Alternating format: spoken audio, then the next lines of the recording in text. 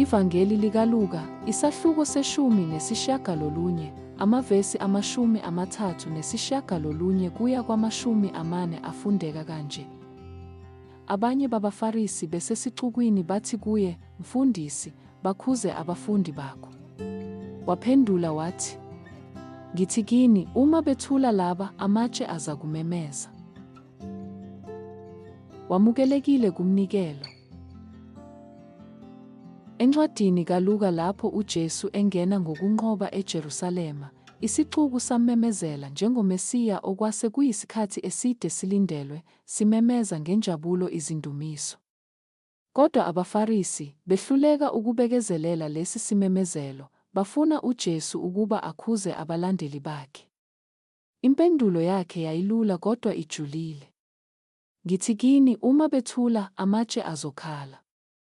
Le mpendulo yayingeyona inkulumo engokoqobo, kodwa isimemezelo esinamandla sokungagwemeki kwenkazimulo kaNkulunkulu eyayimenyezelwa. UJesu wayesho ukuthi uma isintu sihluleka ukumbona futhi simdumise, ngisho nezinto ezingaphili zizofakaza ngobukhulu bakhe. Lesi simemezelo siqokomisa ukuthi yonke indalo, kusukela emazulwini phezulu kuye emhlabeni, yadalelwa ukuba imemezele inkazimulo kaNkulunkulu. Njengoba iHubo isahluko se-19, ivesi lokuqala lisho, "Amazulu ayalanda ngenkazimulo kaJehova, nomkhathi ushumayela umsebenzi wezandla zakhe."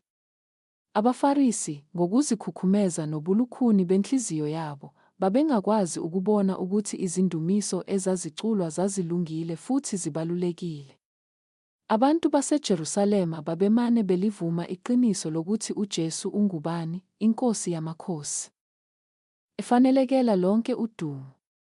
Umfanekiso wamadwala amemezayo ungosankondlo, obonisa ukuthi inkazimulo kaNkulunkulu ayinakuvinjelwa. Uma isintu sihluleka ukudumisa, ngisho nendalo ngokwayo iyokhala idumisa. Njengoba sicabanga ngalesi sikhathi, kufanele sizibuze, ithini impendulo yethu eNkosini yamakhosi? Ingabe izimpilo zethu zimemezela inkazimulo yakhe? Njengabantu abenziwe ngomfanekiso kaNkulunkulu, sinelungelo nomthwalo wemfanelo wokuphakamisa amazwi ethu ekudumiseni, njengoba kwenza abantu baseJerusalema ngaleso sikhathi. Kwangathi singelokothe sehluleke ukuqaphela uJesu njengomsindisi wethu futhi simemezele ubukhulu bakhe ngenjabulo. Asikhuleke. Nkosi, ngiyabonga ngelungelo lokukwazi ukukudumisa. Kwangathi izimpilo zethu zingabonakalisa inkazimulo ekufanele, futhi kwangathi singelokothe sivumele amatshe akhale endaweni yethu. Sisize ukuba sihlale simemezela izindumiso zakho ngamazwi nangezenzo zethu. Egameni likaJesu, amen.